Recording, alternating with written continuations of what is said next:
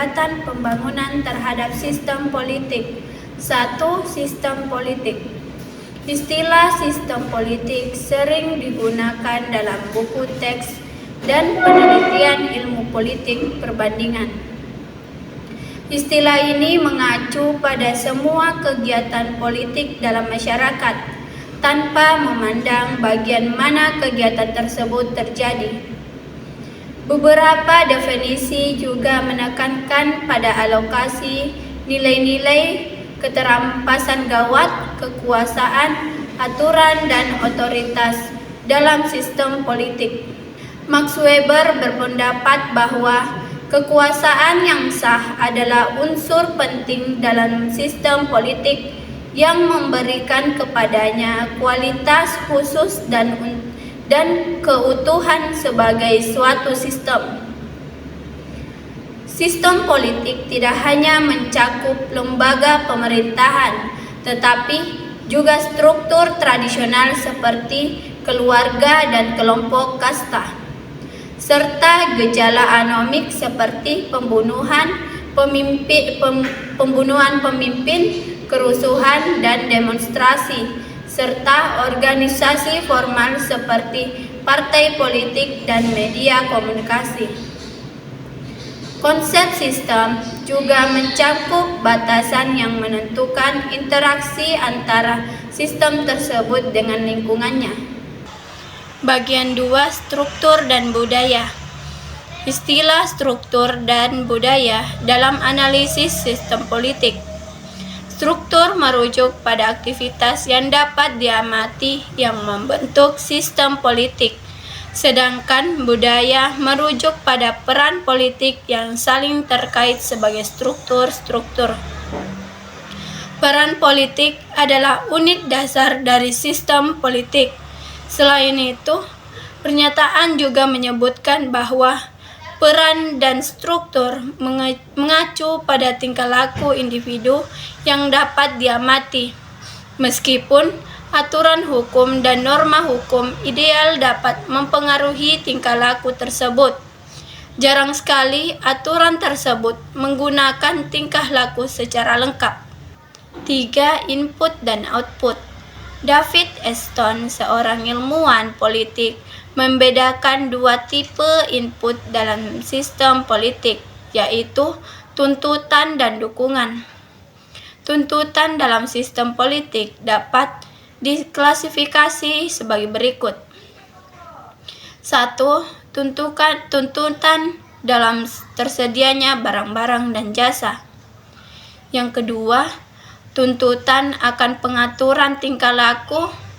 Yang ketiga, tuntutan akan berpartisipasi dalam sistem politik. Yang keempat, tuntutan akan komunikasi dan informasi. Input dan output dalam sistem politik melibatkan transaksi antara sistem politik dengan komponen-komponen dari lingkungan domestik dan asing. Input dapat berasal dari masyarakat domestik, elit politik, atau lingkungan internasional. 4. Aspek-aspek fungsional sistem politik. Fungsionalisme adalah sebuah tema lama dalam teori politik yang mengambil penekanan dari antropologi dan sosiologi modern. Berikut aspek-aspek fungsional sistem politik meliputi: 1. Pembentukan kebijakan. 2. Representasi dan partisipasi politik. Yang ketiga, pemeliharaan ketertiban dan keamanan. Yang keempat, penyediaan pelayanan publik. Yang kelima, pengambilan keputusan yang adil dan transparan. Yang keenam, hubungan dengan lingkungan internasional. 5. Pembangunan sistem politik. Peristiwa-peristiwa yang mendorong pembangunan politik dapat berasal dari lingkungan internasional, masyarakat, atau dari elit politik dalam sistem politik itu sendiri. Bagian B. Pembangunan lembaga sebagai pandangan dan usaha. Suatu tinjauan. Yang pertama, pembangunan lembaga. Sebagai argumen tentang perspektif, yang dimaksud dari atas adalah usaha untuk menempatkan perspektif dalam perspektif dengan mempelajari dan mengevaluasi beberapa argumen tentang pembangunan lembaga.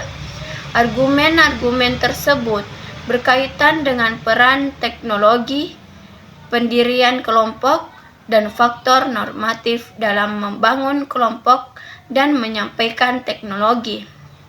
2. Pembangunan lembaga sebagai teori. Pembangunan lembaga bukan hanya merupakan teori, kecuali jika kita menggunakannya dalam arti yang lebih luas dan metaforis. Perspektif ini mengatakan bahwa ada suatu yang disebut kelembagaan dan bahwa ini dapat menjadi bagian dari organisasi-organisasi yang dilihat sebagai sistem-sistem terbuka. Untuk mencapai hal ini, diperlukan jenis kepentingan dan hubungan yang tepat. Baik, saya akan melanjutkan materinya, yaitu pembangunan politik di Indonesia.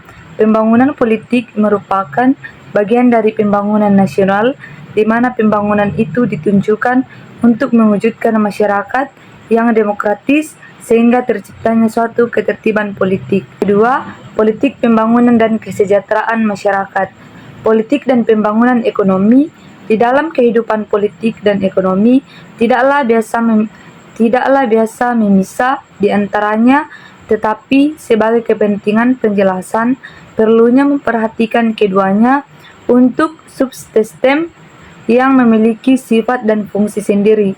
Kalau bangsa dalam sistem politiknya mempunyai unsur penting, penggunaan kekuasaan secara sah, di dalam perbatasan tanggung jawab pada rakyat secara menyeluruh, sehingga perekonomian sistem adalah pengelompokan untuk memenuhi kebutuhan rakyat pada jasa dan barang biasanya ada secara susah untuk dicari.